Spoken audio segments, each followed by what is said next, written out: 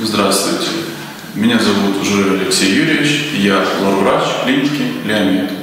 Сегодня мы поговорим о храпе.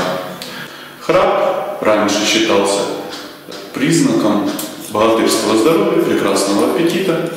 Сейчас же храп – это нечто большее. То есть могучий храп является патологией и ведет к синдрому обструктивного апноэ сна, а именно остановки дыхания во время сна.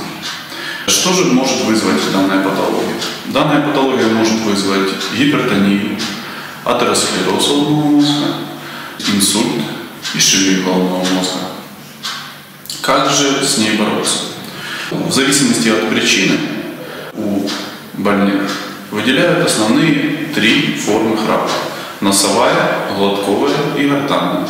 Носовая ввиду того, что есть патология носовой перегородки, полипов в носу, опухоли носовой полости. Глотковая ввиду снижения тонуса мышц мягкого неба.